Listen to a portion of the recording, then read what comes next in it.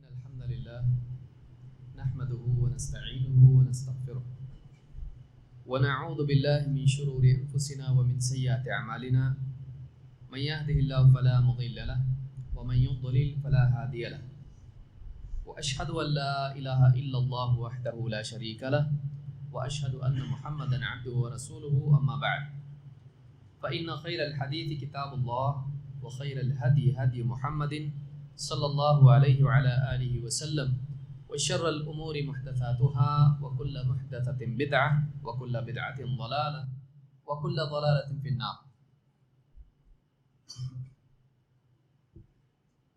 قال الله تبارك وتعالى فاعلم أنه لا إله إلا الله. میرے محترم دینی بھائیوں، دو کتابیں جن کا مطالعہ ہم کر رہے ہیں، ایک عقیدے سے متعلق ہے اور دوسری اخلاق و آداب جو نبی کریم صلی اللہ علیہ وسلم کی احادیث سے ماخوذ ہیں، بلکہ خود روایات ہیں جن کا مطالعہ ہم کریں گے، جن میں 6 فصلیں ہیں جس کی تفصیل پچھلے درس میں گزر چکی ہے. پہلی کتاب الاصول الثلاثہ، 3 بنیادی اصول، اس کا مطالعہ ہم نے شروع کیا تھا اور مؤلف نے جو کتاب کو بسم اللہ الرحمن الرحیم سے شروع کیا ہے، اس تعلق سے ہم نے دیکھا کہ اس کی حکمت کیا ہے اور شرعی حیثیت اس کی کیا ہے. پھر ہم نے یہ بھی دیکھا کہ اس میں 3 نام اللہ تعالیٰ کے بیان ہوئے ہیں، اللہ، الرحمن اور الرحیم. ان تینوں ناموں میں اس کے معنی کیا ہے اور الرحمن اور الرحیم میں فرق کیا ہے. اس سے آگے ہم بڑھتے ہیں. مؤلف کہتے ہیں اعلم رحمک اللہ انہ یجب علینا تعلم 4 مسائل. جان لو، اللہ تعالیٰ تم پر رحم فرمائیں، ہمارے لیے لازم ہے کہ ہم 4 چیزوں کا علم حاصل کریں، 4 مسائل کا علم حاصل کریں. الاولی العلم، سب سے پہلی چیز علم. وهو معرفۃ اللہ ومعرفۃ نبیہ ومعرفۃ دین الاسلام بالادلہ. اور علم سے مراد یہاں اللہ کی معرفت، اللہ کی پہچان، اس کے نبی کی پہچان اور دین اسلام کی پہچان.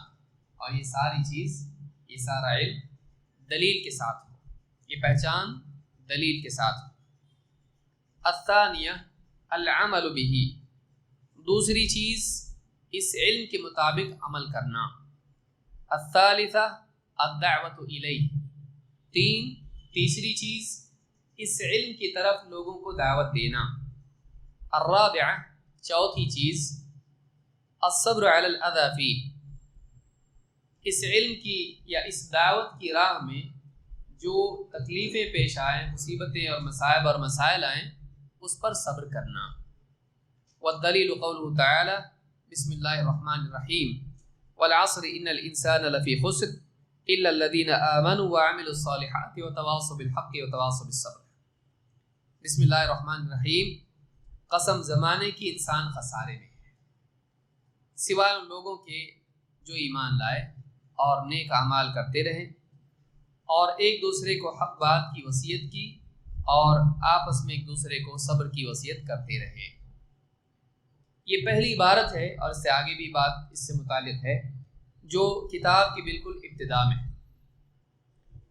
پچھلے ہفتے ہم نے دیکھا کہ مؤلف نے اپنی کتاب شروع کی رحمت کی دعا کے ساتھ.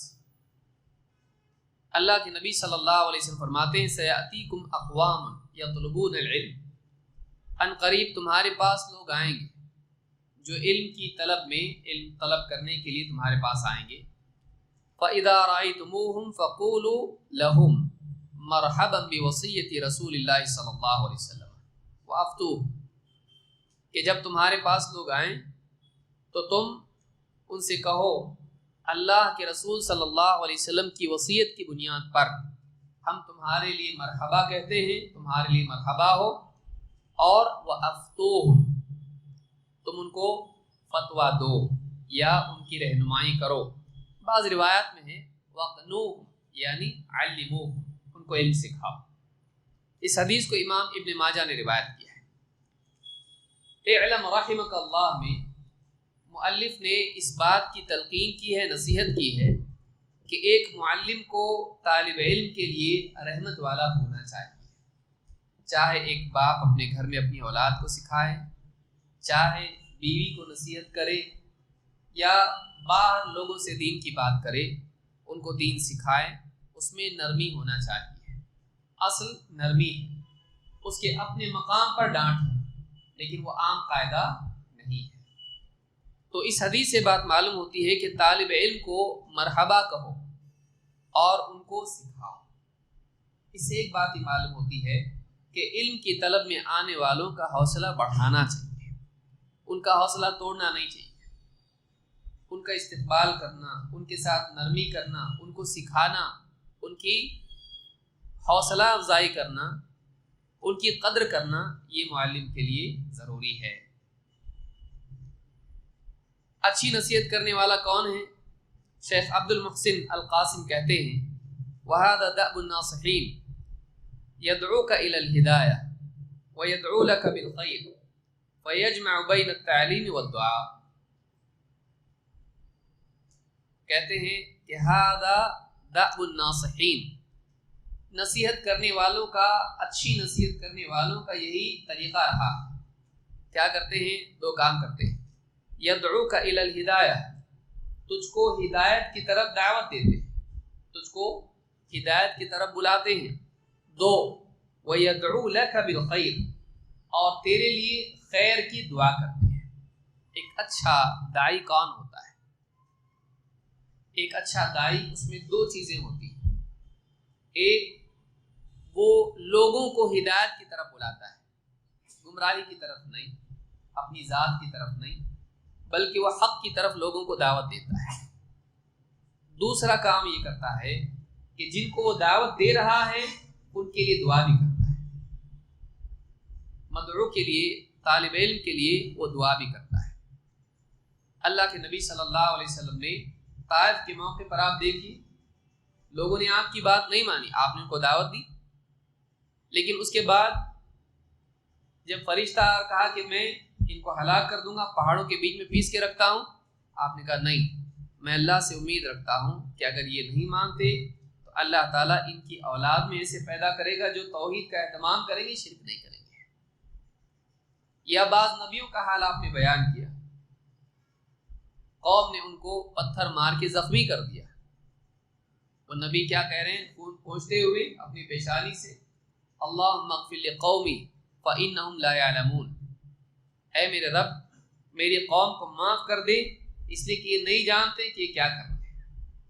تو داعی یا معلم کے دل میں نرمی ہونا چاہیے، اس سے اس کی تعلیم میں خوبی پیدا ہوتی ہے، دلوں میں بات اترتی ہے۔ انسان کی فطرت میں ہے کہ نرمی اور شفقت سے اس کو بات بتائی جائے تو بات مانتا ہے، اور اس کو دعا دی جائے تو اس کے دل میں مزید شوق پیدا ہوتا ہے۔ آپ دیکھیے فرعون کے پاس اللہ تعالیٰ نے موسیٰ علیہ السلام کو بھیجا اور ان کے ساتھ حضرت ہارون علیہ السلام کو، اور اللہ نے کہا وَقُولَ لَهُ قَوْلًا لَيِّنًا فَقُولَ لَهُ قَوْلًا لَيِّنًا لَعَلَّهُ يَتَذَكَّرُ أَوْ يَخْشَىٰ، تم جاؤ گے فرعون سے بات کرو گے، نرم بات کرنا، ہو سکتا ہے وہ تمہاری بات مانے، وہ نصیحت قبول کرے، ہو سکتا ہے وہ غور کرنے والا بنے، یتذکر او یخشی، وہ غور و فکر کر کے بات کو، نصیحت کو ماننے والا بنے یا پھر اللہ سے ڈرنے والا بنے۔ تو یہ بہت ضروری ہے کہ معلم نرم ہو۔ اسی لیے شیخ نے یہاں پر جو کہا ہے اعلم رحمک اللہ، اس میں چیز سیکھنے کی جو علماء نے اس کی طرف اشارہ کیا ہے، کہتے فیجمع بین التعلیم والدعاء، اچھا معلم تعلیم اور دعا دونوں کو جمع کرتا ہے۔ اچھا معلم طالب علم کو تعلیم بھی دیتا ہے اور اس کے لیے دعا بھی کرتا ہے۔ تیسیر الوصول الی ثلاثۃ الاصول میں یہ بات شیخ عبد المحسن القاسم نے کہی ہے۔ شیخ محترم کہتے ہیں، شیخ محمد ابن عبد الوہاب کہتے ہیں انہ یجب علینا تعلم 4 مسائل، 4 مسائل کا سیکھنا ہم پر واجب ہے، لازم ہے. 4 چیزیں ان کو سیکھنا ہمارے لیے لازم ہے. وہ 4 چیزیں کیا ہیں؟ کہتے ہیں الاولی العلم، سب سے پہلی چیز علم. علم کا سیکھنا لازم ہے. علم کا بھی سیکھنا لازم ہے. علم خود سیکھنا ہے، لیکن طلب علم، پوری بات سمجھ میں آئی؟ غلط سمجھ میں آ گیا تو علم کا سیکھنا بھی سیکھنا ہے. علم کو سیکھنا بھی سیکھنا ہے. سب سے پہلی چیز جس کا سیکھنا لازم ہو کیا ہے؟ العلم. اللہ کے نبی صلی اللہ علیہ وسلم فرماتے ہیں طلب العلم فریضۃ علی کل مسلم. ابن عبد البر نے روایت نقل کی ہے اور یہ حدیث صحیح. علم حاصل کرنا ہر مسلمان پر فرض ہے. پچھلے ہفتے ہم نے اس پر غور کیا کہ علم کی 2 قسمیں ہیں. کون بتائے گا؟ علم کی فرضیت کے اعتبار سے 2 قسمیں، فرض عین اور فرض کفایہ. فرض عین کیا ہے؟ کھڑے ہو کے جواب دیں. فرض عین کون سا علم ہے اور فرض کفایہ کون سا علم ہے؟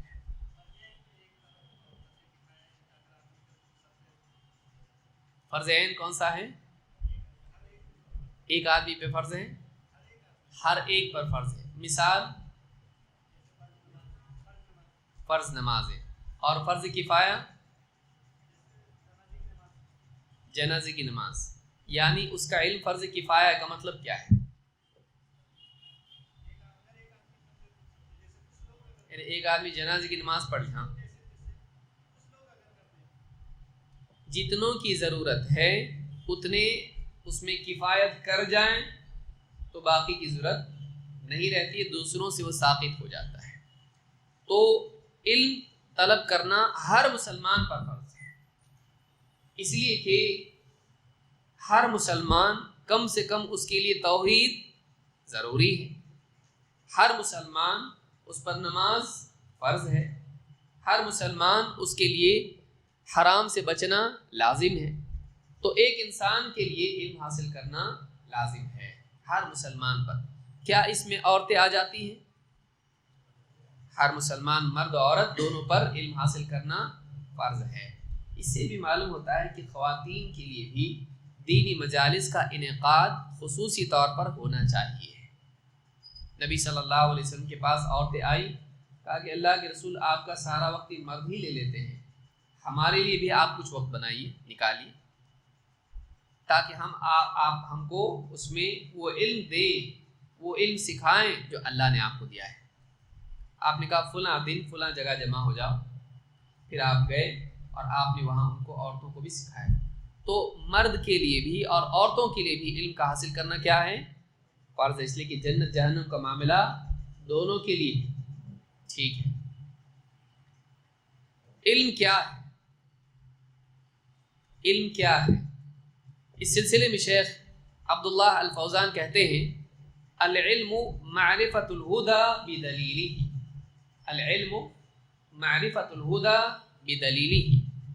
علم ہدایت کو اس کی دلیل کے ساتھ پہچاننے کا نام ہے. کون بتائے گا کیا ہے مطلب؟ علم کیا ہے؟ کون بتائے گا؟ یہ اپنی کتاب حصول المأمول میں وہ کہتے ہیں. علم کیا ہے؟ اس کی ڈیفینیشن کیا ہے؟ علماء نے مختلف الفاظ میں اس کی تعریف بیان کی ہے. یہ مختصر اور بہت ہی جامع تعریف یہاں پہ ہمارے سامنے ہے. العلم معرفت الہدی بدلیلہ. علم معرفت، ہدایت کی معرفت کا نام ہے جو دلیل کے ساتھ ہو. معرفت کا مطلب کیا ہے؟ پہچان. ہدایت کو دلیل کے ساتھ پہچاننے کا نام علم ہے. کون بتائے گا؟ نہیں سمجھ میں آ رہا؟ کون بتائے گا؟ علم، آپ کو علم کیا ہے معلوم نہیں تو سیکھیں گے کیا ہم لوگ؟ علم کس کو کہتے ہیں؟ ہاں، قوم. کھڑے ہو کے جو بھی جواب دے گا کھڑے ہو کے جواب دے گا. ہاں،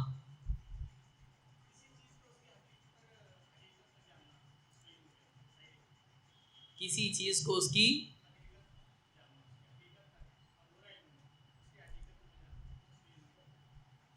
العلم معرفت الہدی بدلیلہ.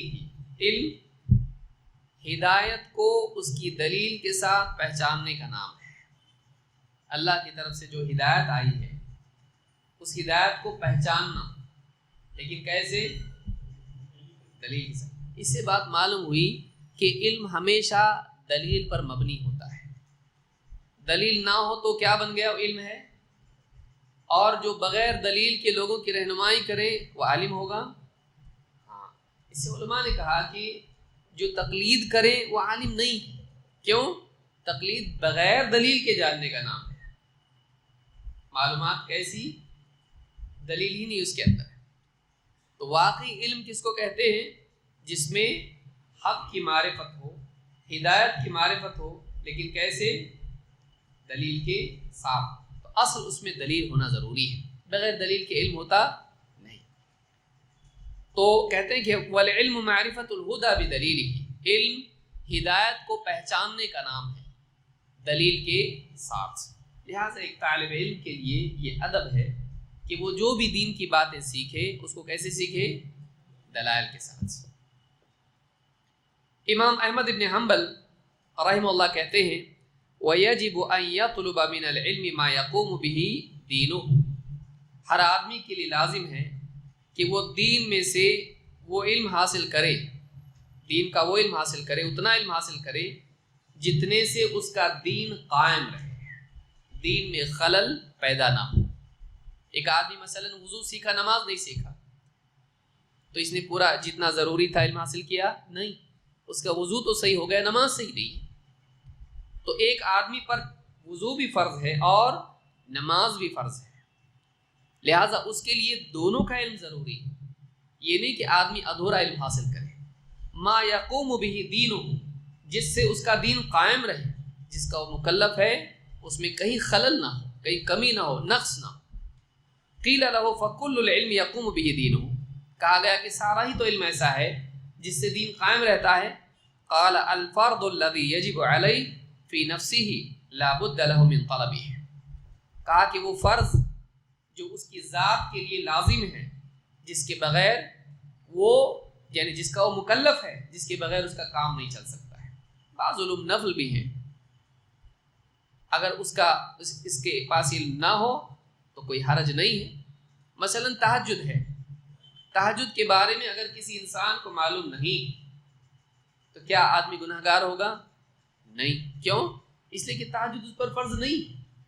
ایسی کئی نیکیاں ہیں جو مستحبات میں سے ہیں، اگر وہ نہ بھی معلوم ہو تو ہم یہ کہہ سکتے ہیں کہ کچھ کمی ہے ثواب میں، لیکن دین میں بگاڑ ہے نہیں۔ کیوں؟ اس لیے کہ ایسا آدمی گناہ گار نہیں ہوگا۔ لیکن جو چیز اس پر فرض ہے اس کا علم حاصل کرنا بھی کیا ہوا؟ فرض ہوا۔ جو عمل فرض ہے اس کا علم بھی فرض ہے۔ قیل مثل ای شیء، پوچھا گیا کہ مثلا کیا چیز؟ قال الذی لا یسعہ جہلہ، کہا کہ وہ چیزیں جس سے جاہل رہنا اس کے لیے بالکل بھی مناسب نہیں ہے۔ جیسے مثلا کوئی آدمی نکاح کرے اور نکاح کر رہا ہے لیکن بیوی کے حقوق اس پر کیا ہے معلوم نہیں، یا نکاح کے سلسلے میں نکاح کے لیے کن چیزوں کا التزام ضروری ہے نہیں معلوم۔ تو آدمی تجارت کر رہا ہے، تجارت کے بارے میں اس کو کون سی تجارت کر رہا ہے، وہ حلال ہے کہ حرام نہیں معلوم۔ لین دین کر رہا ہے، اس میں کون سے طریقے سے لین دین ہونا چاہیے نہیں معلوم، سود ہے یا نفع ہے فرق نہیں معلوم۔ تو ایسا آدمی کیا ہوگا؟ گناہ گار۔ اس کو تجارت سے پہلے تجارت کا علم حاصل کرنا چاہیے۔ اسی لیے حضرت عمر رضی اللہ عنہ کہتے تھے کوئی آدمی ہمارے بازار میں نہ بیٹھے جب تک کہ تجارت کا علم حاصل نہ کر لے۔ لیکن بدقسمتی سے آج حال کیا ہے؟ آدمی تجارت کرتا ہے، جاب کرتا ہے، لیکن اس کو معلوم نہیں ہوتا ہے کہ وہ حلال لے رہا ہے کہ حرام۔ لہٰذا آدمی کو چاہیے کہ جس میدان میں وہ ہے اس میدان کا علم حاصل کرے۔ کہتے ہیں کہ لا یسعہ جہلہ صلاتہ وصیامہ ونحو ذلک، نماز ہے، روزہ ہے اور اسی کی طرح اسی کے قریب دوسری چیزیں۔ سب سے پہلی معرفت، یہاں پر مؤلف نے 3 چیزوں کی معرفت بتائی ہے۔ کون یاد دلائے گا؟ وہ 3 چیزیں کیا ہیں؟ کون بتائے گا؟ کھڑے ہو کر تھوڑا مشکل ہے بار بار اٹھنا، لیکن یہ اچھا ہے۔ نبی کی معرفت،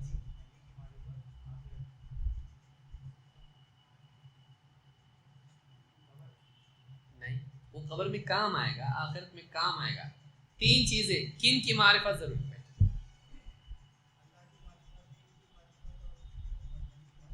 اللہ کی معرفت اور دین کی معرفت اور نبی صلی اللہ علیہ وسلم کی معرفت، یہ 3 چیزیں ہیں جو قبر میں باتیں پوچھی جانے والی ہیں، اللہ، دین اور نبی صلی اللہ علیہ وسلم۔ آئیے دیکھتے ہیں سب سے پہلی چیز کیا ہے اس میں، اصل الاصول، جس کے بغیر باقی معرفت نفع دے گی نہیں، اللہ کی معرفت۔ اللہ ہی نے دین دیا اور اللہ ہی نے اس دین کو سکھانے کے لیے رسول کو بھیجا، تو اللہ کو ماننا سب سے پہلے۔ شہادتین میں کس کا اقرار پہلے؟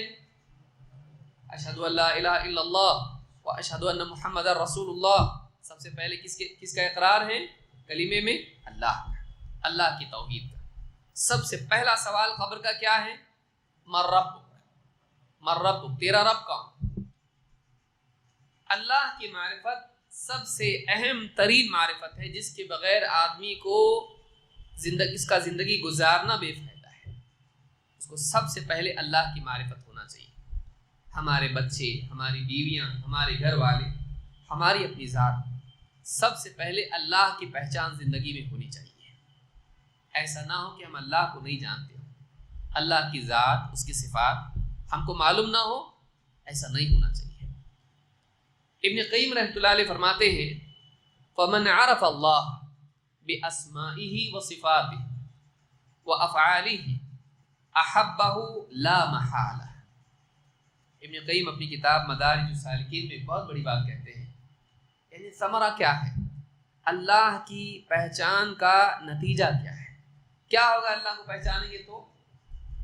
ابن قیم رحمۃ اللہ علیہ فرماتے ہیں فَمَنْ عَرَفَ اللَّهَ، جو اللہ کو پہچانے، بے اسماء، اللہ کو پہچاننا کیسا؟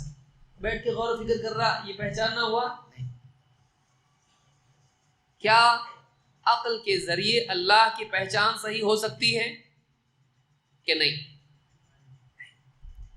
عقل محتاج ہے وحی، عقل محتاج ہے وحی کے بغیر اللہ کو صحیح طور سے پہچان سکتے نہیں۔ اللہ تعالیٰ قرآن کریم میں فرماتا ہے الرحمن فاسأل بہ خبیرا، رحمان، اس کے بارے میں خبر رکھنے والے سے پوچھ۔ تو اب معلوم ہے کہ رحمان کے بارے میں معلوم کرنا تو کس کو پوچھنا پڑے گا؟ جس کو اس کی خبر ہے۔ اور اللہ تعالیٰ نے کس کو خبر دی؟ محمد صلی اللہ علیہ وسلم اور انبیاء کو جو آپ سے پہلے تھے۔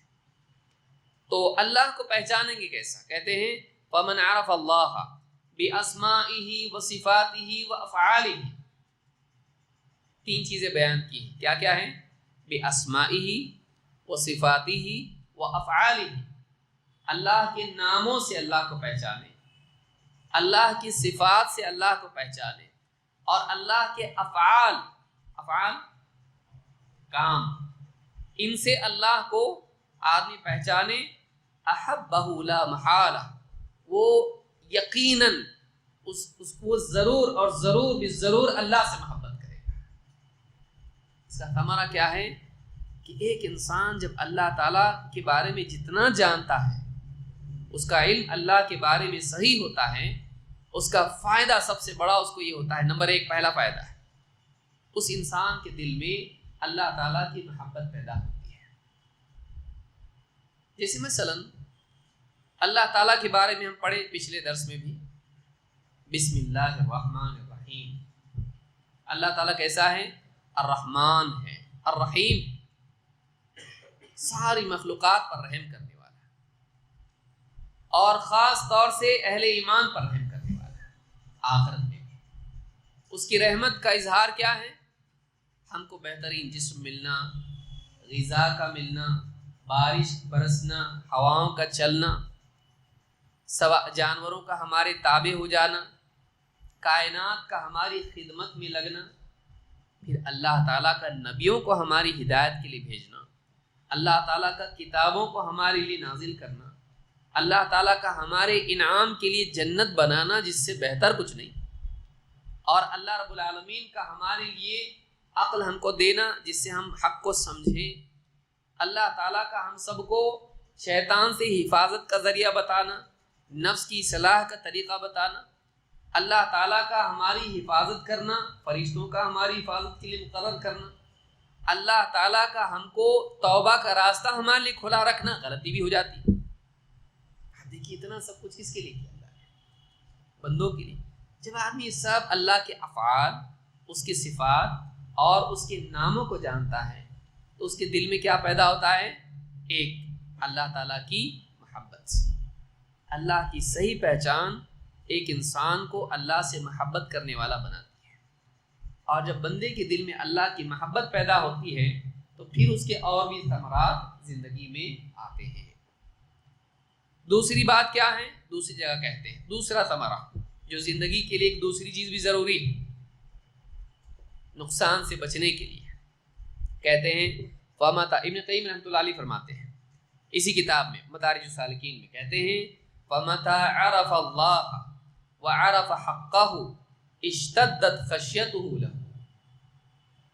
جب بندہ اللہ تعالیٰ کو پہچان لیتا ہے اور اس کے اپنی ذات پر اللہ کا کیا حق ہے، میرے اوپر اللہ کا کچھ حق ہے کہ نہیں، وہ مالک ہے، وہ میرا رب ہے۔ سوال پہلا کیا ہے قبر کا؟ من ربک، رب کے معنی کیا ہے؟ مالک۔ جب بندہ اللہ کو پہچانتا ہے، اللہ سے اپنی نسبت کیا ہے یہ جانتا ہے، وہ مالک ہے، میں غلام ہوں۔ جب یہ پہچان اس کا مجھ پر حق ہے، مالک کا کس پر حق ہوتا ہے؟ غلام پر، جو چاہے حکم دے، اور غلام مالک سے حساب لے سکتا ہے کہ مالک غلام سے؟ ہاں، حکم مالک غلام کو دے گا کہ غلام مالک کو؟ جب نسبت اپنی پہچانتا ہے کہ وہ میرا مالک ہے، وہ میرا رب ہے اور اس کا مجھ پر حق ہے، جب اس کی پہچان اس کو ہوتی ہے پھر اللہ کی قدرت اس کو معلوم ہوتی ہے کہ اللہ کتنا قدرت والا ہے، سورج چاند ستارے کائنات کا نظام وہ چلا رہا ہے، ہوائیں بھیجتا ہے تو بستیاں اجڑ جاتی ہیں، آگ اس نے بنائی ہے، اگر آگ کو ہوا اس کا ساتھ ہو جائے بستیاں جل کے راکھ ہو جاتی ہیں، پھر جہنم بھی اس نے بنائی۔ جب واقعی اللہ کی اس اعتبار سے بھی پہچان اس کو ہوتی ہے تو کہتے ہیں اشتدت خشیتہ لہ، اس کے دل میں اللہ تعالیٰ کی خشیت، اس کا خوف شدید ہو جاتا ہے۔ اللہ کی پہچان، اس کی قدرت کی جب انسان کو ہو جاتی ہے، اللہ کو پہچان لیتا ہے تو جہاں محبت بڑھتی ہے اس کے انعام و اکرام اور احسان اور رحمت کو دیکھ کے وہی اللہ کا خوف بھی زندگی میں آتا ہے۔ کہتے ہیں کما قال تعالی انما یخشی اللہ من عبادہ العلماء، سورہ فاطر آیت نمبر 28 میں اللہ تعالیٰ نے فرمایا کہ یقیناً اللہ تعالیٰ سے اس کے بندوں میں وہی ڈرتے ہیں جو علم والے ہیں۔ اللہ تعالیٰ سے اس کے بندوں میں کون ڈرتا ہے؟ العلماء، علم والے ہیں۔ اس سے بات معلوم ہوتی ہے کہ اگر ایک انسان کی زندگی میں علم ہے، صحیح علم، نفع والا علم، نبوی علم، ربانی علم اگر اس کی زندگی میں ہے، یقیناً اس کی زندگی میں خشیت آئے گی۔ لیکن اگر علم کے باوجود خشیت نہیں آئی، وہ علم والا کہلانے کے لائق نہیں ہے۔ اللہ نے کیا فرمایا کہ انما یخشی اللہ من عبادہ العلماء، اللہ کے بندوں میں اللہ سے وہ ڈرتے ہیں جو علماء ہیں۔ معلوم ہوا کہ خشیت اور علم ان کا لزوم ہے، ان کا گہرا تعلق ہے۔ علم آئے گا، خشیت آئے گی۔ معلوم ہوا کہ سچا علم انسان کو اللہ سے ڈرنے والا بناتا ہے، اپنی ذمہ داری کا احساس اس کو کرنے والا بناتا ہے، اللہ کا مالک ہونا، اپنا بندہ ہونا ہمیشہ اس کو یاد دلاتا ہے۔ جو یہ یاد نہ رکھے کیا علم اس کے پاس، جس نے اپنے مالک کو نہیں پہچانا اور مالک کے احکام اور اپنی ذمہ داری کو نہیں پہچانا، اس کو نہیں جانا، اس نے کیا جانا؟ اس نے کچھ بھی نہیں جانا۔ تو علم خشیت پیدا کرتا ہے، علم محبت پیدا کرتا ہے۔ یہ دو چیزیں زندگی میں بہت ضروری ہیں۔ دو چیزیں کیا ہیں؟ اللہ کی محبت اور اللہ کی خشیت۔ محبت سے اور ایک فائدہ ہوتا ہے۔ شیخ عبد الرحمن ابن ناصر السعدی رحمہ اللہ فرماتے ہیں، یہ شیخ عثیمین کے استاذ ہیں، بڑے علماء میں سے ہیں، اور بہت ہی نفیس اور عمدہ تفسیر قرآن کی انہوں نے لکھی ہے، تفسیر سعدی جس کو کہتے ہیں۔ کہتے ہیں فَإِنَّ تَمَامَ الْعِبَادَةِ مُتَوَقِّفٌ عَلَى الْمَعْرِفَةِ بِاللَّهِ بل كلما ازداد العبد معرفة لربه كانت عبادته اکمل۔ تیسرا فائدہ، اللہ کی پہچان کا فائدہ کیا ہے بھائی؟ اللہ کو جاننا ضروری ہے، اللہ کی پہچان ضروری ہے۔ پہلا فائدہ کیا دیکھیں ہم نے؟ اللہ کی محبت پیدا ہوتی ہے۔ دوسرا فائدہ، اللہ کا خوف زندگی میں آتا ہے۔ تیسرا فائدہ یہاں بتاتے ہیں، کہتے ہیں کہ عبادت کا کمال اللہ کی پہچان پر ٹکا ہوا ہے۔ اللہ نے کیوں پیدا کیا ہم کو؟ کیوں پیدا کیا؟ اپنی عبادت کے لیے۔ اللہ کی عبادت کرنے میں اعلیٰ طریقے سے اللہ کی عبادت اس وقت آدمی کر سکتا ہے جب کس کی عبادت کر رہا ہے اس کو پہچانتا ہو۔ مثلا اللہ کو یاد کر رہا ہے اور اس کو نہیں معلوم کہ جیسے ہی میں اللہ کو یاد کرتا ہوں اللہ تعالیٰ بھی مجھ کو یاد کرتا ہے، تو ایسے انسان کی عبادت میں وہ لذت محسوس اس کو نہیں ہوتی۔ لیکن دوسرا آدمی، اس کو یہ معلوم ہے کہ جب میں اللہ کو جیسے ہی یاد کرتا ہوں اللہ تعالیٰ بھی مجھ کو یاد کرتا ہے، تو اس کی عبادت میں کتنا شوق ہوگا کہ اس وقت جب میں اللہ کو یاد کر رہا ہوں تنہائی میں اللہ تعالیٰ بھی مجھ کو یاد کرتا ہے۔ اور اگر میں لوگوں کے سامنے، رشتہ دار بیٹھے ہیں، دوست احباب، بیوی بچے بیٹھے ہیں، ان کے درمیان میں اللہ کا ذکر کر رہا ہوں، اللہ کی بڑائی بیان کر رہا ہوں، تو اللہ تعالیٰ میرا ذکر فرشتوں میں کر رہا ہے۔ اس کو احساس اس طرح کا اگر ہو، کتنی بڑی، اگر اللہ قبول کر لے کہ اللہ تعالیٰ، بندہ جب لوگوں کے درمیان اللہ کا ذکر کرتا ہے، اللہ کی بڑائی بیان کرتا ہے، اللہ کے اوصاف بیان کرتا ہے، تو اللہ تعالیٰ اس سے بہتر مجمع میں اس کی تعریف کرتا ہے۔ جس کو یہ معلوم ہے اس آدمی کا اللہ کی یاد کرنا، قرآن کی تلاوت کرنا یا نماز ادا کرنا، اس کی لذت کتنی ہوتی ہے۔ جس کو معلوم ہو کہ سجدے میں اللہ تعالیٰ سے سب سے زیادہ قریب بندہ ہوتا ہے، اس کی سجدے کی لذت اس کے برابر نہیں ہو سکتی۔ جس کو معلوم ہی نہیں کہ اقرب ما یکون العبد من ربہ وہو ساجد، کہ بندہ اپنے رب سے سب سے قریب ہوتا ہے جب وہ سجدے میں ہوتا ہے۔ اس کا شعور جس کو نہیں ہے اس کے سجدے کی وہ لذت نہیں ہوگی جو اس کی ہے۔ تو کہتے ہیں فَإِنَّ تَمَامَ الْعِبَادَةِ مُتَوَقِّفٌ عَلَى الْمَعْرِفَةِ بِاللَّهِ، کہ عبادت کا کمال اس چیز پر ٹکا ہوا ہے کہ بندے کو اللہ کی کتنی پہچان ہے۔ جتنی پہچان بڑھتی جائے گی عبادت کامل ہوتی جائے گی۔ تو اللہ کی پہچان، کیونکہ اللہ ہی کی تو عبادت کر رہا ہے، تو اللہ کی جتنی پہچان زیادہ ہوگی اتنی عبادت بھی کیا ہوتی جائے گی؟ کامل، بہتر۔ لہٰذا اللہ تعالیٰ کے بارے میں علم حاصل کرنا اشرف العلوم، افضل العلوم ہے، اصل العلوم، سارے علم میں اصل یہ ہے۔ آئیے آگے بڑھتے ہیں۔ دوسری معرفت کیا ہے؟ اس کو اجمالی، کیونکہ پوری کتاب اللہ کی معرفت پر ہے اور نبی کی اور اسلام کی، تو یہی ساری باتیں ہم نہیں بیان کر لیں گے۔ یہاں پر کیا ہے؟ اللہ کی معرفت کی اہمیت زندگی میں کیا ہے، اللہ کی محبت، اس کا خوف اور اس کی عبادت کا کمال اللہ کی پہچان سے پیدا ہوتا ہے۔ آئیے نمبر 2، دوسری پہچان کیا ہے؟ وَمَعْرِفَةُ نَبِيِّهِ، کلمے میں شہادتین میں پہلا کیا ہے؟ اشہدو ان لا الہ الا اللہ، دوسرا واشہدو ان محمد رسول اللہ۔ دوسری پہچان نبی صلی اللہ علیہ وسلم کی ہونا چاہیے، جنہوں نے اللہ کی پہچان کرائی۔ اگر آپ پہچان نہ کراتے تو ہم جانتے نہیں۔ کوئی اللہ کا بیٹا عزیر کو مان رہا ہے، کوئی اللہ کا بیٹا عیسیٰ علیہ السلام کو مان رہا ہے، ایسے دور میں لوگ پہنچ چکے تھے. پھر مشرکین جنات کو اور فرشتوں کو اللہ کی بیٹیاں مانے ہوئے تھے.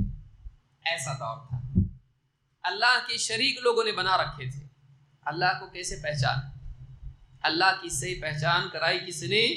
محمد رسول اللہ صلی اللہ علیہ وسلم. آپ کی پہچان بھی لازم ہے کہ اللہ کی صحیح پہچان کرانے والا کون ہے. سمجھ میں آ رہی بات؟ اس دور میں بھی آپ وہ تو گیا شرک کا زمانہ، گئے یہودی نصرانی وہ سب گئے. مسلمانوں میں بھی تو گڑبڑ ہو رہی نا. اللہ کہاں ہے کوئی پہچان اور کرا رہا ہے، ہر جگہ ہے کرا رہے نا پہچان اللہ کی. غلط پہچان بھی تو کرانے والے ہیں. بڑی داڑھی کے ساتھ میں جو بے دستار کے ساتھ میں، وہ بھی تو اللہ کی غلط پہچان کرانے والے ہیں. صحیح پہچان کون کرائے گا؟ اللہ کی. الرحمن فاسأل به خبیرا، رحمان کے بارے میں خبر رکھنے والے سے پوچھ. علمہ شدید القوی وما ينطق عن الهوى ان هو الا وحی یوحى. وہ کون ہے جو اللہ کی براہ راست رہنمائی میں اللہ کے بارے میں بولتا ہے، جو سب سے زیادہ اللہ کو جاننے والے ہیں. اللہ کے نبی صلی اللہ علیہ وسلم کیا فرمایا؟ میں تم میں سب سے زیادہ اللہ کو جاننے والا اور اللہ سے ڈرنے والا ہوں. یعنی آپ نے کیا فرمایا؟ اعلمکم باللہ واتقاکم لہ. تم میں سب سے زیادہ اللہ کو جاننے والا اور تم میں سب سے زیادہ اللہ سے ڈرنے والا میں ہوں. تو سب آدمی کو کس کی طرف رجوع کرنا پڑے گا اللہ کے بارے میں؟ محمد صلی اللہ علیہ وسلم. آپ نے ہی کھڑے ہو کے کہا ایھا الناس قولوا لا الہ الا اللہ تفلحوا. لوگو لا الہ الا اللہ کہو کامیاب ہو جاؤ گے. تو اللہ کی سے پہچان کے لیے ہم کو رجوع کہاں کرنا پڑے گا؟ محمد صلی اللہ علیہ وسلم. تو آپ کو بھی تو پہچاننا ضروری ہے کہ محمد صلی اللہ علیہ وسلم کون ہے. اس تعلق سے اللہ تعالیٰ قرآن کریم میں اور کیوں پہچاننا ضروری ہے؟ اس لیے کہ ایک بڑا طبقہ انسانیت کا آج بھی نہیں جانتا ہے. اللہ تعالیٰ قرآن کریم میں فرماتا ہے وَمَا أَرْسَلْنَاكَ إِلَّا كَافَّةً لِلنَّاسِ بَشِيرًا وَنَذِيرًا وَلَكِنَّ أَكْثَرَ النَّاسِ لَا يَعْلَمُونَ. عجیب بات ہے. دیکھیے سورہ سبا آیت نمبر 28. اللہ تعالیٰ فرماتا ہے اے نبی ہم نے آپ کو ساری انسانیت کے لیے خوشخبری سنانے والا اور خبردار کرنے والا بنا کر بھیجا ہے، لیکن لوگوں کی اکثریت اس بات کو نہیں جانتی. لوگوں کی اکثریت اس میں کتنی باتیں آئی دیکھیے. نمبر 1، آپ کو کس نے بھیجا رسول بنا کر؟ اللہ تعالیٰ نے. آپ کو کس کی طرف رسول بنا کر بھیجا؟ عربوں کی طرف نہیں. کس کی طرف؟ ساری انسانیت، سارے عالم، بلکہ جنات کی طرف بھی آپ رسول بنا کر بھیجے گئے. پھر آپ کی 2 حیثیتیں بیان کی. کیا ہے وہ 2 نام، 2 لقب؟ بشیر اور نذیر. بشیر کی کیا معنی ہے؟ کیا کی خوشخبری؟ جنت کی. کس کو؟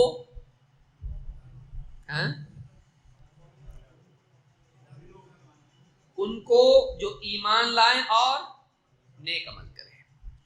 اور نذیر کے معنی کیا ہے؟ ڈرانے والا، یعنی دھمکی دینے والا، ٹیررسٹ. دیکھو تمہارے قرآن میں لکھا ہے تمہارے نبی کیا ہے؟ ڈرانے والے. ٹیررزم ہے نہیں؟ ٹیررزم نہیں ہے.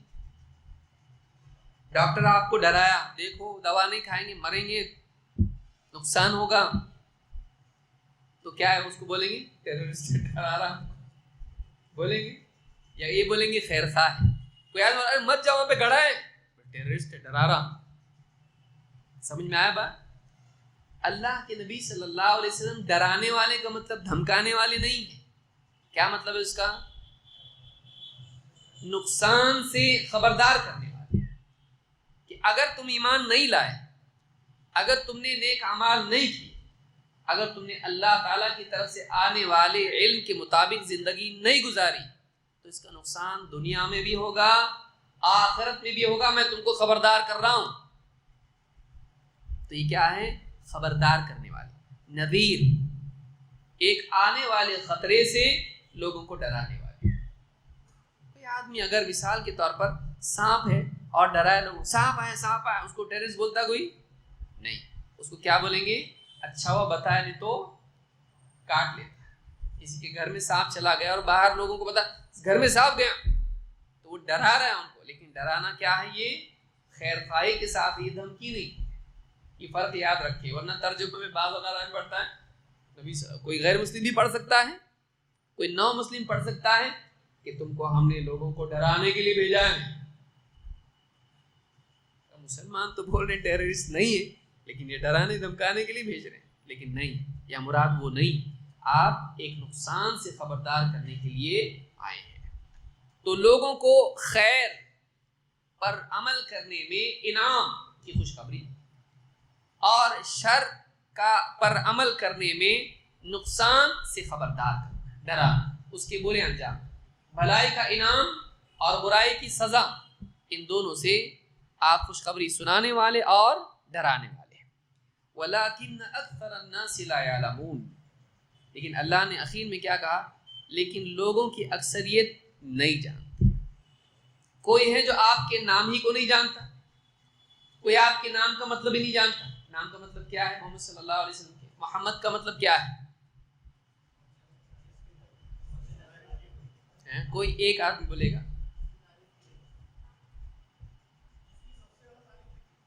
جس کی سب سے زیادہ تعریف کی گئی ہو یا تعریف کے لائق، دونوں میں فرق ہوتا ہے نا. ابھی الیکشن آ رہے ہیں، ماننی تعریفیں ہوتی ہیں، لیکن واقعی رہتا ہے آدمی، اس کو بھی معلوم رہتا ہے، اس کو بھی معلوم رہتا کتنا کرپٹ ہے. تو تعریف کی گئی ہو یا تعریف کے لائق. ابن منظور کہتے ہیں من کثرت خصالہ المحمودہ، من کثرت خصالہ المحمودہ. محمد کون ہے؟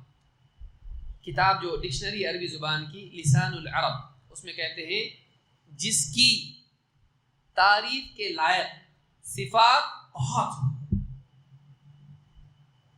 جیسے کوئی آدمی اس میں ایک ہی خوبی بس، باقی ایک بھی خوبی نہیں. کیا ہے؟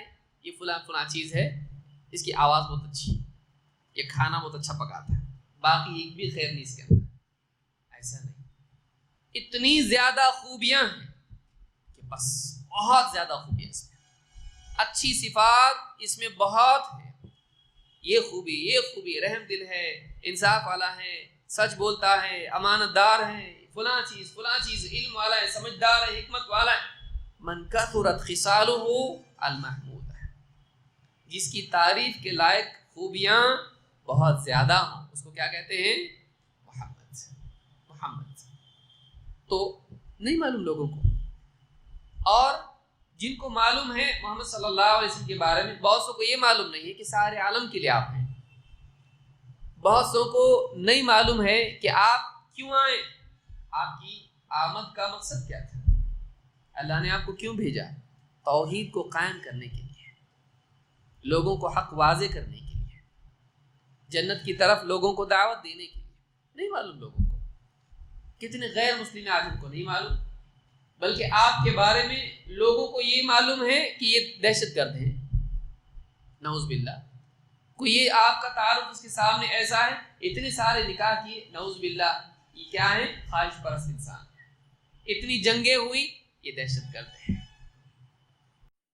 پڑھے لکھے نہیں تھے یا مدینہ میں تھے، انہوں نے کاپی کیا یہود و نصارہ سے.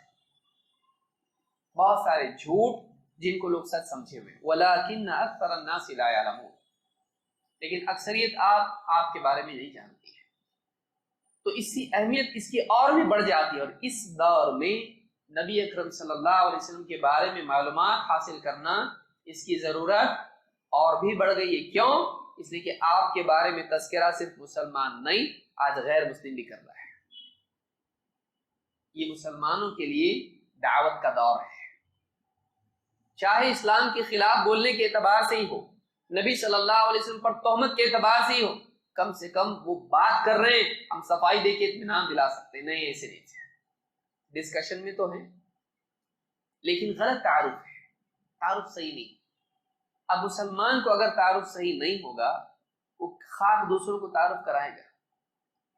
آج ایک مسلمان اپنے نبی کے بارے میں اگر نہیں جانتا ہے وہ ایک غیر مسلم کو کیسے تعارف کرائے گا؟ وہ خود نہیں جانتا ہے، وہ خود نہیں جانتا ہے. لہذا نبی صلی اللہ علیہ وسلم کی شخصیت اور آپ کی دعوت، ان دونوں چیزوں کو جاننا ضروری ہے. آپ کی شخصیت، آپ کی حیثیت، آپ کی دعوت، آپ کیا تھے، آپ کو جاننا ضروری ہے. تو یہ قرآن میں اللہ نے فرمایا. شیخ عبید الجابری حفظہ اللہ کہتے ہیں، ابھی ہیں یہ علماء میں سے، کہ آپ صلی اللہ علیہ وسلم پر ایمان لانے سے مراد کیا ہے اور آپ کی معرفت سے مراد کیا ہے؟ کہتے ہیں الایمان بانہ رسول من اللہ. محمد صلی اللہ علیہ وسلم کی کیا پہچان ہونا چاہیے؟ ہاں عرب میں رہتے تھے اور قریش سے تھے اور پڑھے لکھے نہیں تھے، بس اتنا معلوم ہوگا تو چلے گا. محمد ابن عبداللہ ابن عبد المطلب، اتنا پہچانا تو پہچانا اس نے. اصل پہچان کس چیز کی ہونا چاہیے؟ کیا قریشی تھے؟ اتنی پہچان کافی ہے. کیا محمد ابن عبداللہ ابن عبد المطلب تھے؟ یہ پہچان کافی ہے. قریش کے رہنے والے، عرب کے رہنے والے، فلاں صدی میں پیدا ہوئے، ہسٹری آپ کی ایسی تھی، یہ پہچان کافی ہے. اصل پہچان جس کی ضرورت ہے وہ کیا ہے؟ کہتے ہیں الایمان بانہ رسول من اللہ. پہچان یہ ہونا چاہیے کہ محمد صلی اللہ علیہ وسلم اللہ کے رسول ہیں. یہ پہچان سب سے امپورٹنٹ ہے. بھلے کچھ چیزیں آدمی کی مخفی رہ جائیں، کتنی بیٹیاں تھیں، کتنے بیٹے تھے، ہو سکتا ہے کتنی جنگیں ہوئی، ٹوٹل نمبر نہیں معلوم، اوکے، کوئی اتنا بڑا مسئلہ نہیں، جہنم میں نہیں جائے گا.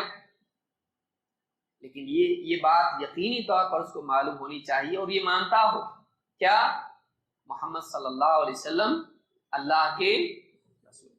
کیا ابو جہل، ابو لہب اور کئی لوگ نبی صلی اللہ علیہ وسلم کو پہچانتے تھے کہ نہیں؟ پہچانتے تھے. لیکن جو اصل پہچان ہے جس کو انہوں نے تسلیم نہیں کیا وہ کیا تھی؟ رسول. ابو طالب آپ کو پہچانتے تھے، گود میں کھلایا تھا بھائی، بچپن سے دیکھے تھے، نہیں پہچانتے تھے، لیکن وہ پہچان فائدہ دے گی؟ کیا ابو طالب کو وہ پہچان فائدہ دی کہ محمد صلی اللہ علیہ وسلم کون اور کیسے ہیں؟ نہیں. ایک پہچان جس کو ماننا ضروری ہے، جس کو قبول کرنا ضروری ہے، جس کو شیخ نے یہاں پہ کہا الایمان. معرفت سے مراد کیا ہے؟ خالی پہچان لیا، مانا نہیں. ایسی معرفت فائدے کی ہے نہیں، ایسی معرفت جس کے ساتھ ایمان بھی. تو کیا ہونا چاہیے؟ وہ الایمان بانہ رسول من اللہ. یہ ایمان کہ محمد صلی اللہ علیہ وسلم اللہ کے رسول ہیں. اتنا مانا، باقی ڈیٹیل نہیں بھی معلوم رہی تب بھی چلے گا. سمجھ میں آئی بات؟ مثال کے طور پر دیکھیے، میرے ذہن میں ایک روایت آئی، ایک عورت اپنے بچے کی قبر کے پاس رو رہی تھی. اللہ کے نبی صلی اللہ علیہ وسلم وہاں سے گزرے. آپ نے کہا اتق اللہ واصبری، اتق اللہ، اللہ سے ڈرو، واصبری، صبر کرو. اس نے کہا الیک عنی، جاؤ اپنا کام کرو. یا الیک عنی، میرا تمہارا کیا لینا دینا ہے؟ کہاں تمہارا مجھ سے کیا تعلق ہے؟ الیک عنی، چلو ہٹو، جیسا ہم کہتے ہیں چھوڑو مجھ کو، تم کو وہ مصیبت نہیں پہنچی جو مجھے پہنچی ہے. اللہ کے نبی صلی اللہ علیہ وسلم وہاں سے نکل گئے. کچھ لوگ وہاں پہ موجود تھے، انہوں نے کہا ارے اللہ کی بندی، اللہ کی رسول ہیں. یعنی اس عورت کو معلوم نہیں تھا آپ کون ہیں. وہ دوڑی دوڑی آئی، دیکھی تو آپ کے گھر تک آئی، آپ نکل گئے وہاں سے. بعد میں کسی نے اس کو بتایا جن سے ایسی تو نے بات کی نا تو وہ اللہ کے رسول صلی اللہ علیہ وسلم ہیں. وہ رہتی تھی وہاں پہ لیکن پہچان نہیں، مان لی تھی اس نے لیکن پہچانتی نہیں تھی. وہ آپ کے گھر تک آئی اور کہا کہ میں نے آپ کو پہچانا نہیں، میں نے آپ کو پہچانا نہیں. گھر پہ آئی، دیکھا کوئی دربان تو ہے نہیں گھر پہ، آپ سے بات کی، کہا میں نے اللہ کے رسول، میں نے آپ کو، آپ ہو میں نے نہیں پہچانا. آپ نے فرمایا انما الصبر عند الصدمۃ الاولى، صبر تو وہی ہے جو پہلی چوٹ پہ ہو، یہ جو واقعی مصیبت ہو اسی وقت صبر ہے، ورنہ آٹومیٹک آدمی غم ہلکا ہونے کے بعد کیا صبر ہے؟ مطلب گاڑی رکنے کے بعد بریک دبانا ہے، آپ سمجھ میں آ رہا ہے؟ یعنی گاڑی جو ہے چلتے چلتے رک گئی، اب بریک دبا کے فائدہ ہے نہیں، بریک کب دبانا ہے؟ جب ایکسیڈنٹ کے چانسز اور گاڑی چل رہی۔ تو جذبات انسان کے ہیں، غم کے، غصے کے، اس میں صبر کرنا اصل صبر ہے، بعد میں تو ویسے بھی غم ہلکا ہو جاتا ہے، غصہ ٹھنڈا ہو جاتا ہے، برتن آپ اتار کے رکھ دو اس کو آگ پہ سے تو اپنے آپ ٹھنڈا ہو جاتا ہے۔ تو آدمی کی جب جذبات اپنے عروج پر ہوں اس وقت اپنے آپ پر قابو کرنے کی کوشش کرنا یہ اصل صبر ہے، بعد میں تو ویسے بھی صبر آ جاتا ہے۔ آپ نے یہ نہیں کہا تو کافر ہو گئی، اس سے بھی معلوم ہوتا ہے کہ آپ دیکھیے اس عورت نے نبی صلی اللہ علیہ وسلم سے جس انداز میں بات کی وہ مناسب تھا؟ چلو جاؤ یہاں سے، تمہارا کیا، تم کو پہنچی کی تکلیف، میں رو رہی ہوں، میری اولاد کی وفات ہوئی، تمہارا کیا ہے، تم کو کچھ بھی تکلیف نہیں، ایسی سختی سے جواب دیا۔ آپ نے اس کے اوپر فتویٰ لگایا نہیں، آپ چپ چاپ نکل گئے وہاں سے۔ آدمی کو ایسا ہونا چاہیے، داعی کو ایسا ہونا چاہیے، برداشت کر کے۔ لیکن بعد میں جب وہ آئی اس کو معلوم پڑا اللہ کی بندی، اللہ کے رسول تھے، تو وہ ایمان والی تھی، اس کو احساس ہوا، وہ پہچانتی نہیں تھی، کیا وہ کافر ہو گئی؟ لیکن وہ مانتی تھی کہ آپ کیا ہیں بس۔ تو ہم نے اللہ کے رسول صلی اللہ علیہ وسلم کو دیکھا نہیں، لیکن بن دیکھے ہم کیا کر رہے ہیں، آج صرف اس خبر پر مان رہے ہیں جو نسل در نسل ہم تک پہنچی ہے قرآن و سنت کے ذریعے سے، کہ محمد صلی اللہ علیہ وسلم کیا ہے، اللہ کے رسول ہیں۔ تو یہ ماننا کافی ہے، یہ ماننا کافی ہے۔ تو الایمان بانہ رسول من اللہ، اس بات پر ایمان کہ محمد صلی اللہ علیہ وسلم اللہ کے رسول ہیں۔ ایک اور چیز ہے جس کا ماننا ضروری، وہ بات کر کے میں اپنی بات ختم کر رہا ہوں۔ دوسرا یہ کہ آپ صلی اللہ علیہ وسلم کی ایک دوسری بہت اہم حیثیت ہے جس کو ماننا لازم ہے، ورنہ آدمی کافر ہو جائے گا۔ نبی مان کے بھی کافر ہو سکتا ہے، ہاں، کیسے؟ ہاں نہیں، آپ کی نبوت کے بارے میں ایک اور بات ماننا، وہ تو چلو آپ کی بات نہیں مانا، آپ کی بات کا انکار کر دیا تب بھی کافر ہوگا، لیکن آپ کی حیثیت نبی کی مانی، یہ حیثیت ایک اور حیثیت اس سے جڑی ہوئی جس کو ماننا لازم ہے ورنہ مسلمان نہیں، وہ کیا حیثیت؟ ہاں، خاتم النبیین۔ خاتم النبیین کا مطلب کیا ہے؟ آپ آخری نبی ہیں۔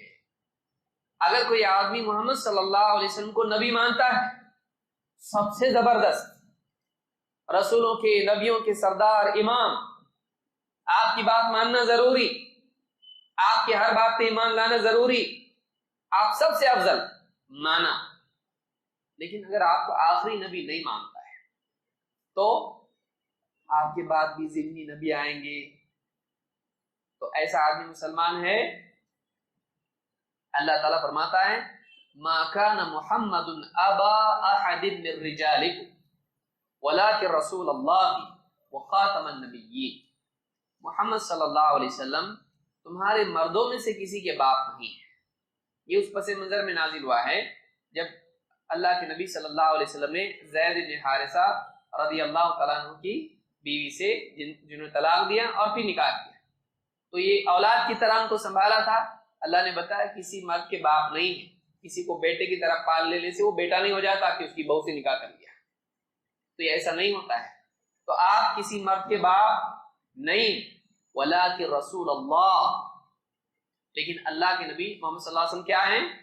اللہ کے رسول ہیں، اور وہ خاتم النبیین، نبیوں کے خاتم ہیں۔ خاتم الرسول کیوں نہیں کہا؟ کون بتائے گا؟ خاتم النبیین کہا، حالانکہ بڑا مرتبہ کیا ہے؟ رسول بڑا کہ نبی؟ رسالت کا مقام بڑا ہے کہ نبوت؟ ہاں، رسالت۔ ہر نبی رسول ہوتا ہے کہ نہیں؟ لیکن ہر رسول تو نبی وہ ہے جس کے پاس اللہ کی طرف سے وحی آتی ہے، اور رسول وہ ہے جس کو کتاب دی جاتی ہے۔ یا شریعت میں اضافہ کچھ نئے احکام دیے جاتے ہیں تو رسول جو ہے یہ اور بھی آگے کی چیز ہے، یہ اعلیٰ مرتبہ ہے، نبوت سے بڑھ کے ہے۔ تو اللہ نے خاتم النبیین کہا، خاتم الرسول نہیں کہا۔ کیوں؟ ہاں اگر خاتم الرسل کہا جائے، ہاں بھئی رسولوں کے خاتم ہیں نبیوں کے نہیں، تو نبی آ سکتا ہے، ایسا ہو سکتا ہے نا، اس سے وہ مطلب نکال سکتا ہے۔ تو نبی کا ہی دروازہ بند ہو گیا تو رسول تو بنے گا ہی نہیں، پہلے تو نبی بنے گا پھر رسول۔ جب نبی نہیں تو رسول کہاں سے؟ جب نبی نہیں تو رسول ہی نہیں، تو آپ نبیوں ہی کے خاتم ہیں، یعنی نبوت ہی کا دروازہ بند ہو گیا تو رسالت کا اپنے آپ بند ہو گیا۔ تو اللہ نے کیا فرمایا؟ وَلَٰكِن رسول اللہ، آپ اللہ کے رسول ہیں اور نبیوں کے خاتم۔ آپ نے فرمایا اِنَّهُ لَا نَبِيَّ بَعْدِي، میرے بعد کوئی نبی نہیں، میرے بعد کوئی نبی نہیں۔ لیکن ایک سوال پیدا ہوتا ہے کہ پھر عیسیٰ علیہ السلام آئیں گے کہ نہیں؟ میرے بعد کوئی نبی نہیں تو کیا اب عیسیٰ علیہ السلام آئیں گے کہ نہیں؟ میرے بعد کوئی نبی نہیں ہے نا؟ ہاں کوئی ایک بولو، چندہ نہیں، چندے والا جب آواز میں آواز ملا کے آدمی کچھ بھی بولتا معلوم نہیں پڑتا غلط بولا۔